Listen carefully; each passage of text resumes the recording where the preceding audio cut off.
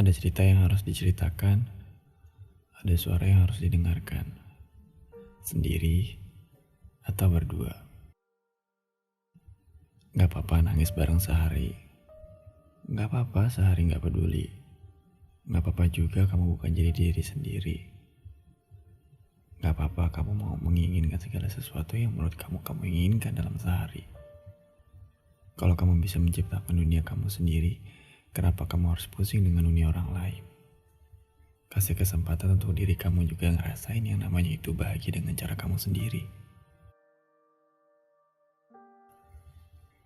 Halo teman-teman, di cerita kali ini aku mau bahas soal healing. Atau enggak, kasih ruang buat hati kamu, dapetin apa yang kamu mau di waktu yang kamu butuhkan. Banyak yang suka cerita sama aku gitu. Dia cukup sulit ya untuk bisa menikmati waktunya sendiri ataupun cari momen yang gue tuh pengen deh gak kenal siapa-siapa, datang ke suatu tempat atau enggak gue punya suatu ruang yang buat gue nyaman.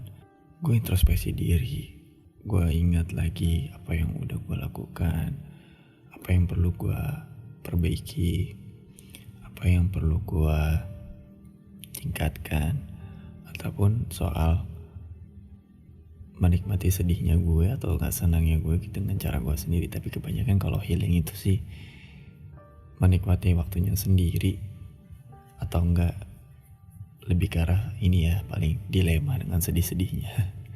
Kebanyakan gitu hampir rata-rata. Tapi buat gue gak jadi masalah, kalian punya porsi healingnya masing-masing.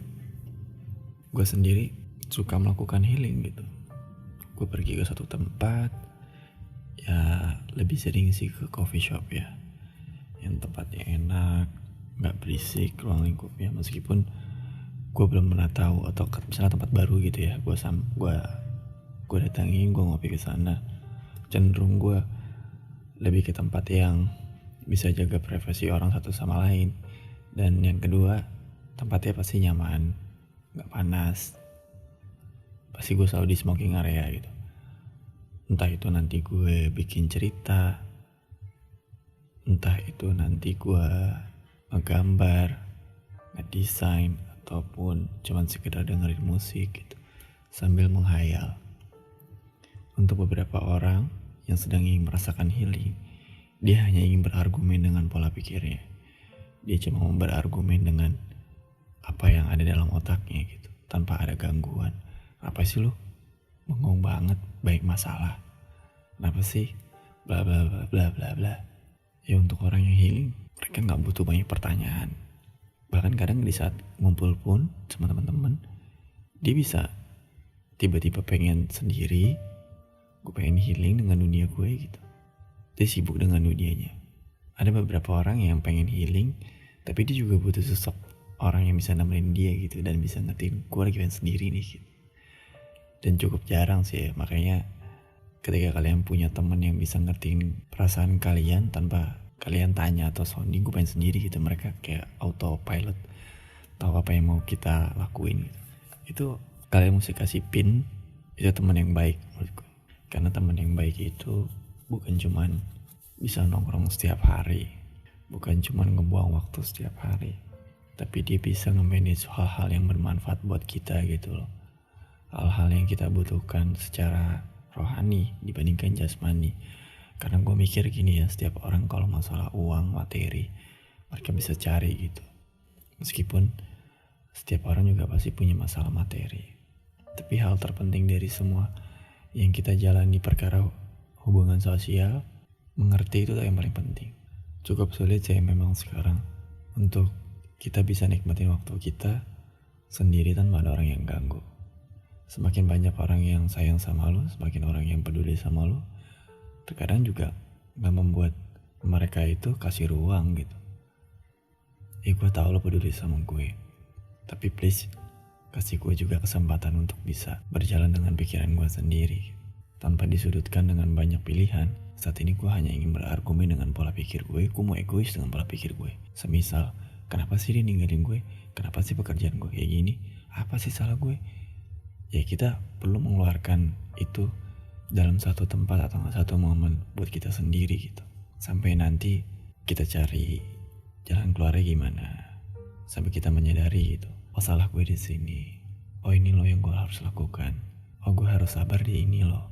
Gue masih belum menemukan jawaban, berarti gue harus sabar di banyak perihal atau poin gitu ya.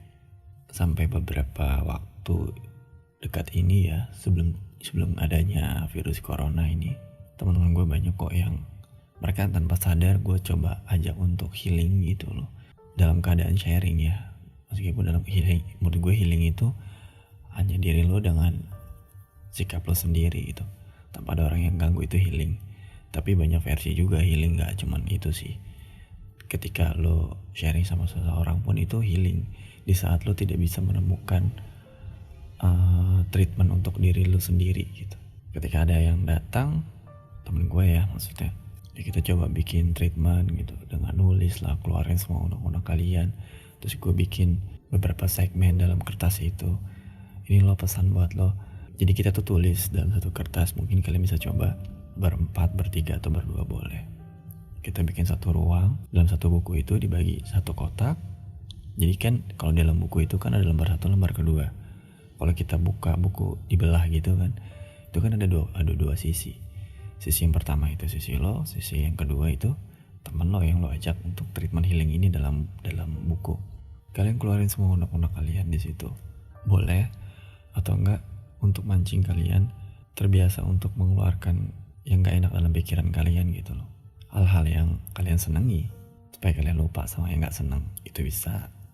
Di luar dari itu kalian bikin satu ruang lagi, atau enggak dibagi dalam satu kertas itu pesan untuk teman kalian. Terus kasih kalian arahin ke teman kalian dengan kayak tanda panah gitu loh. Jadi gak harus kalian sounding, ini lo pesan buat tuh gue bacain ya, gak perlu. Kalian coba aja kayak gitu, siapa tahu berhasil gitu sama kalian. Untuk beberapa teman gue sih, mereka cukup terobati dengan adanya itu treatment itu. Karena kenapa gue buat seperti itu dalam bentuk tulisan, dan kita gak kasih atau gak membacakan pesan kita buat dia melalui lisan. Karena kadang suatu pesan dalam bentuk tulisan dan kita baca dengan intonasi kita sendiri, dengan perasaan yang saat itu kita rasakan, itu lebih bisa kita terima dibandingkan dalam bentuk lisan. Karena di saat bentuk lisan ini tidak semua orang bisa menempatkan intonasinya dengan baik. Ya balik lagi ke karakternya sih ya. Ya dia pengen yang terbaik buat kita, dia kasih saran yang terbaik buat kita. Cuman cara penyampaiannya dengan intonasi yang cukup tinggi atau mungkin yang terlalu cepat, jadi membuat kita mengerti di beda persepsi gitu, yang pada akhirnya tidak sampai pada poinnya, malah jadi keluar gitu.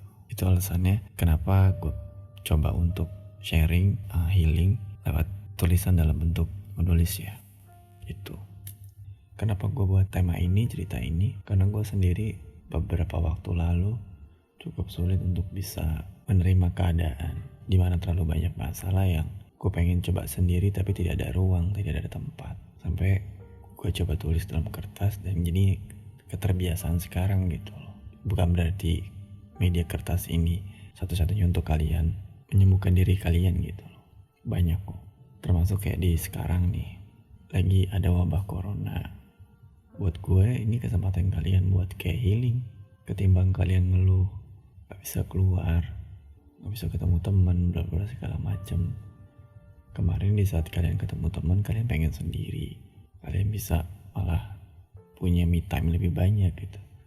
Dan yang lucunya dari wabah corona ini, ketika banyak orang yang mengeluh, gue dapat sisi baiknya gitu. Mungkin Tuhan sudah terlalu capek dengan banyaknya orang yang mengeluh ingin punya waktu sendiri, ingin liburan, ingin menikmati segala sesuatunya dengan caranya dia sendiri. Tapi ketika itu dikasih sama Tuhan, mereka mengeluh. Kita tuh sedang diajarkan caranya bersyukur. Di cerita kali ini gak begitu banyak ya, gak begitu klimaks juga.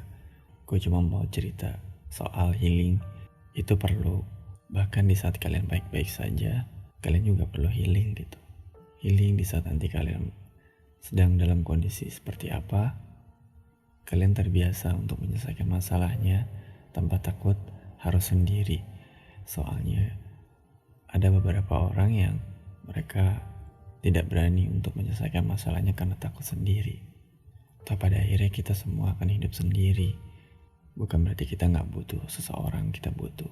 Tapi ingat, kita ini masih akan dipertemukan dengan yang namanya takdir.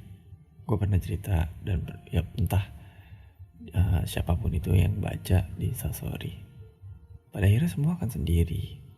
Di saat kita nanti hanya berteman dengan ruang sempit, gelap, yang kanan kiri kita hanya tanah. Selain memikirkan orang lain, apa kita sudah pernah minta maaf sama diri kita sendiri? Karena di saat kita sudah bisa minta maaf sama diri kita sendiri, kita sudah dalam keadaan baik, baru kita boleh memperbaiki seseorang. Untuk apa memperbaiki seseorang kalau diri kita belum lebih baik dari dia? Sebenarnya yang sakit itu kamu, kalian. Lalu kenapa kalian harus memikirkan orang lain sebelum kalian jadi lebih baik? Satu poin yang kemarin gue dapat. Sampai akhirnya gue berusaha untuk, okay, I'm fine. I have to start again. Dan kembali jadi diriku. Gue minta maaf sama diri gue sendiri. Ayo kita mulai lagi ya. Untuk semuanya. Udah, maafin semua yang udah lewat. Maafin semua yang udah nyakitin kamu. Semua ini proses untuk kamu jadi lebih baik. Semua ini proses pendewasaan kamu untuk jadi orang yang baru. Kamu saat ini sedang dilahirkan. Ketika kamu dilahirkan di dunia dalam wadah perut orang tuamu, kamu nantinya juga akan dilahirkan kembali, dilahirkan kedua kalinya, dalam ruang lingkup dan pergaulanmu. Itu aja dari dialog serat kali ini. Ada cerita yang harus diceritakan, ada suara yang harus didengarkan. Sendiri atau berdua.